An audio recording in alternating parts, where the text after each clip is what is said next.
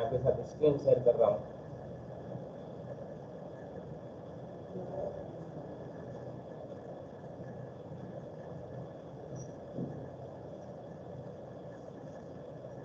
Screen show हो रही है आपको?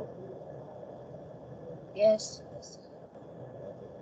तो ये अपनी एक्सरसाइज 1 है, ठीक है।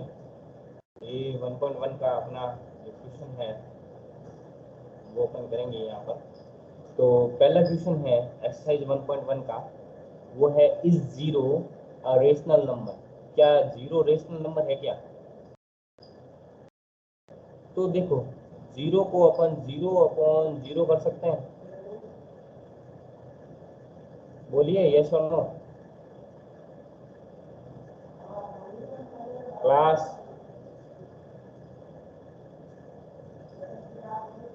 क्लास आप सुन रहे हो क्या?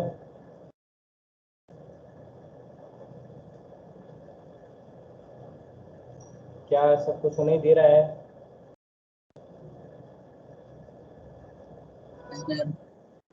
तो फिर आंसर कीजिए ना। क्या जीरो को मैं 0/0 कर सकता हूँ क्या?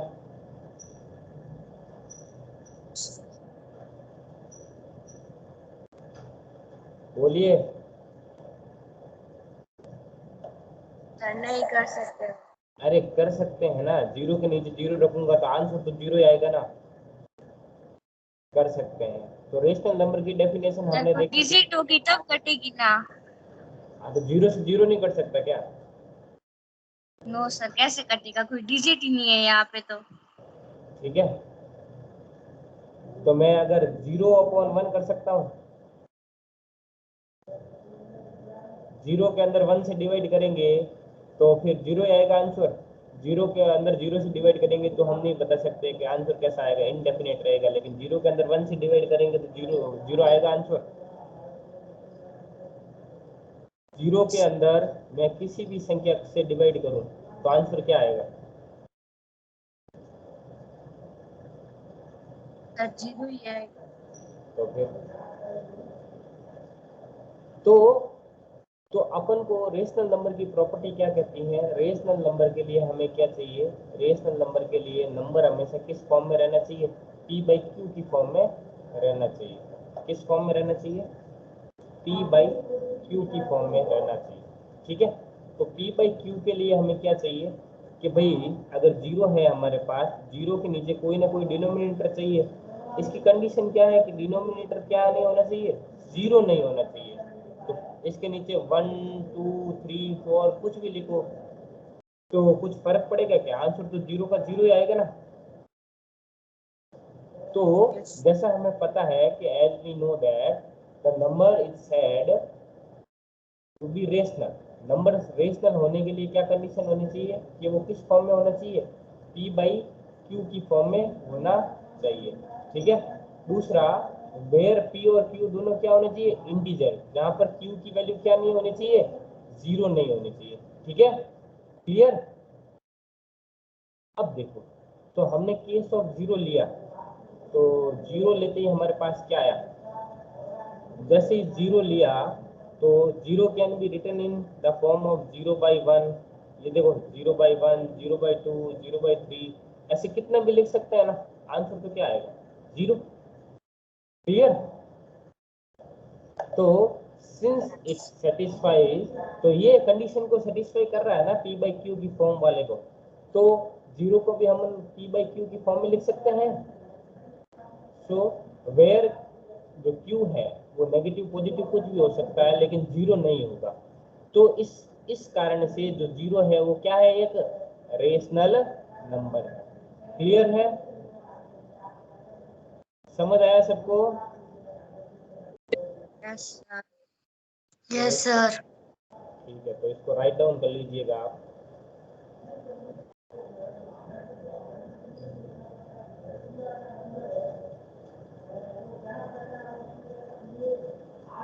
सर ये सारा नोटबुक में लिखना है क्या? हाँ, नोटबुक में लिखना है, तभी तो करा रहा हूँ।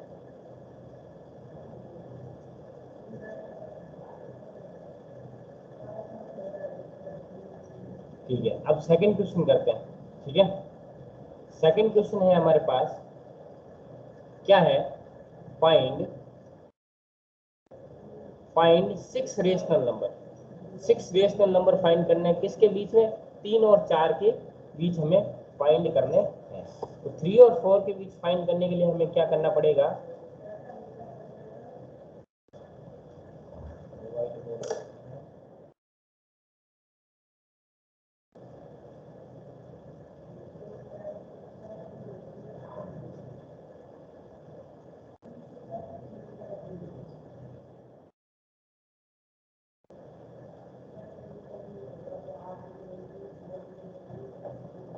तो 3 और 4 के बीच हमें फाइंड करने के लिए क्या करना पड़ेगा, एक सेकेंड क्लास।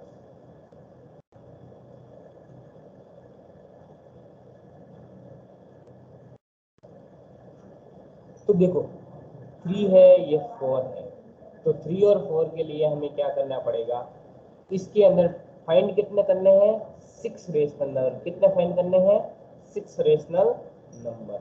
तो मैं 3 को 3/1 कर सकता हूं,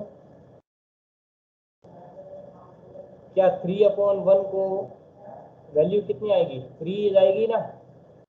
इसी तरीके से 4 को 4/1 कर सकता हूं, वैल्यू कितनी आएगी, 4 ही आएगी।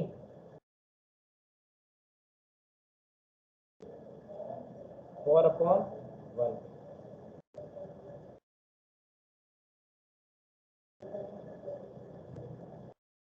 इसी तरीके से अपन को वैल्यू कितनी फाइंड करनी है, 6।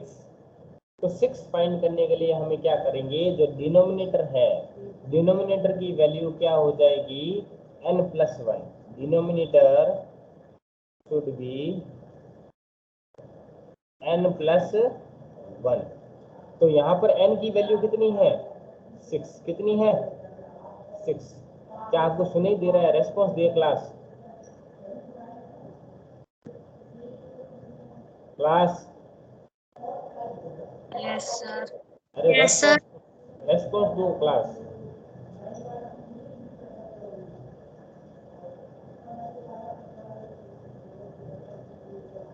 तो रेस्पॉन्स नहीं दोगे तो फिर क्लास कैसे करेंगे।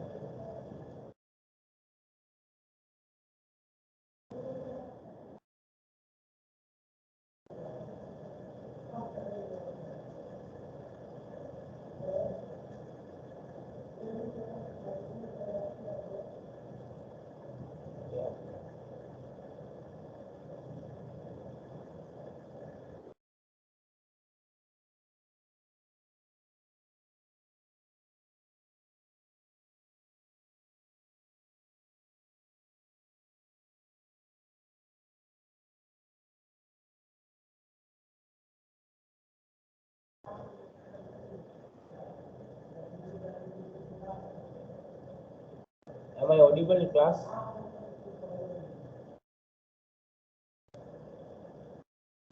Am I audible to all?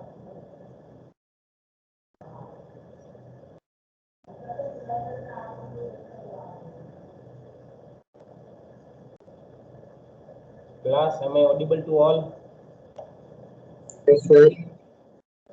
ठीक है, तो इसको मैंने क्या लिखा, 3/7 यहाँ लिख देते हैं साइड में। तो एक नंबर को मैंने लिख दिया 3/7 और दूसरे नंबर को मैंने क्या लिख दिया, 4/7। ठीक है, अब मेरे को इसके बीच में नीचे 7 बनाया, तो 1 को किससे मल्टीप्लाई करने पर 7 हुआ, वो 1 की टेबल में 7 कितनी बार में आता है,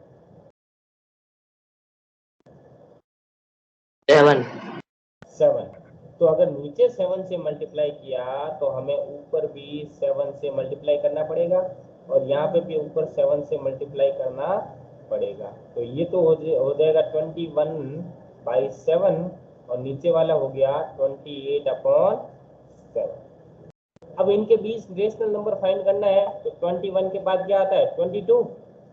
ये देखो 22/7, 23/7, 24/7, 25/7, 26/7 और 27/7। अपने पास मिल गए 6 रेशनल नंबर। यही चाहिए थे हमें, 6 रेशनल नंबर ही तो फाइंड करने थे इनके बीच। समझ आया क्या, ये वापिस से समझे, Yes, sir. Yes sir. ये वापिस से समझे।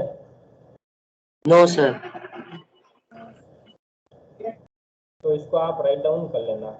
अब आगे देखते हैं थर्ड क्वेश्चन इसका। थर्ड क्वेश्चन है find 5 rational number between 3/5 and 4/5। इनके बीच फाइंड करना है 3/5 और 4/5। तो सबसे पहले देखो डिनोमिनेटर है वो शुड भी क्या होना चाहिए n+1, यानी 5 नंबर फाइंड करने हैं। तो हमें 5 नंबर के लिए क्या चाहिए, 5 नंबर के लिए डिनोमिनेटर होना चाहिए 5+1 यानी कि 6। कितना होना चाहिए 6। तो मेरे को डिनोमिनेटर में 6 से मल्टीप्लाई करना पड़ेगा। तो डिनोमिनेटर को 6 से मल्टीप्लाई करने पर ये था 3/5, इसको 6 से मल्टीप्लाई किया तो ऊपर भी 6 से मल्टीप्लाई होगा ताकि इसमें कोई परिवर्तन कोई चेंज ना आए। इसी तरीके से 4/5 को क्या करना पड़ेगा, ऊपर और नीचे दोनों तरफ 6 से मल्टीप्लाई करना पड़ेगा। तो 3/6 कितना होता है 18। तो ये हो गया 18/30 ये हो जाएगा। और दूसरा क्या हो जाएगा 24/30। क्लियर है। Yes sir. अब 18 के बाद Yes. 18 के बाद क्या आता है 19 आता है। 19 फिर 20 फिर 21 फिर 22 23, ये 5 रेशनल नंबर मिल गए हमें। Yes sir. ये हमारा आंसर हो गया थर्ड क्वेश्चन। क्लियर। अब लास्ट इस एक्सरसाइज का लास्ट क्वेश्चन है ये, ठीक है, वो करते हैं। फोर्थ क्वेश्चन है state whether the following statements are true और फॉल्स। स्टेटमेंट्स क्या है, ट्रू है या फॉल्स है। तो पहला स्टेटमेंट है कि every natural number is a whole number. तो ये ट्रू है या फॉल्स है ये बताइए। मैंने आपको बताया था नेचुरल नंबर क्या होते हैं, जो 1 से स्टार्ट होता है ना, 1 2 3 4 5 एंड सो ऑन इंफिनिटिव तक चलते हैं। और होल नंबर क्या होते हैं, जो 0 से स्टार्ट होते हैं, 0 1 2 3 4 5 एंड सो ऑन इंफिनिटिव तक चलते हैं। क्लियर है। Yes sir. तो देखिए ये सारे नेचुरल नंबर होल नंबर में आ रहे हैं। Yes sir. तो यहाँ पे देखो सारे आ रहे हैं। तो अपन कह सकते हैं कि ये क्या हो जाएगा स्टेटमेंट ट्रू। क्या हो जाएगा ट्रू। क्लियर। True. चलिए अब आगे चलते हैं सेकंड स्टेटमेंट की तरफ। सेकंड स्टेटमेंट है every integer is a whole number. तो भाई इंटीजर में तो नेगेटिव वैल्यू होती है पॉजिटिव वैल्यू भी होती है। और होल नंबर कहाँ से स्टार्ट होता है, 0 से स्टार्ट होता है, 0 1 2 3 है ना। तो मेरे को ये बताओ इस 0 1 2 3 में कोई नेगेटिव वाली वैल्यू आ रही है क्या कहीं पे। No sir. तो ये स्टेटमेंट क्या हो जाएगा फॉल्स। समझ गए। Yes sir. Yes, sir. इसी तरीके से आगे देखते हैं कि every rational number is a whole number. Every rational number क्या है, होल नंबर है। तो कोई भी रेशनल नंबर निकालते हैं, जैसे 0 है, ये 19/30 है, ये p/q की फॉर्म में होता है। 0 रेशनल नंबर है, अभी अपन ने ऊपर प्रूव किया था। और ये 2 है, ये 9/-3 है, -12/7 है। अब देखो ये क्या है, नेगेटिव वैल्यू आ गई है। नेगेटिव वैल्यू क्या होती है, इंटीजर होती है। होल नंबर के लिए तो सारी क्या चाहिए, पॉजिटिव चाहिए हमें। पॉजिटिव होनी चाहिए कहाँ से, 0 से लेके इंफिनिटी तक। लेकिन ये तो क्या हो गया नेगेटिव आ गई। तो ये स्टेटमेंट भी क्या हो जाएगा फॉल्स। क्लियर है। Yes sir. Sir. तो इतना ही था इस एक्सरसाइज के अंदर। ये अपनी एक्सरसाइज है वो कंप्लीट हो गई। एक्सरसाइज 1.1 कंप्लीट हो गई। आपको एक्सरसाइज 1.1 अपनी नोटबुक में करके सबमिट करनी है, ठीक है। Yes, sir. Yes sir. Okay, तो आज की क्लास यहीं खत्म करते हैं। Thank you class. कुछ समझ नहीं आया तो आप मैसेज कर देना, वापस से समझा देंगे।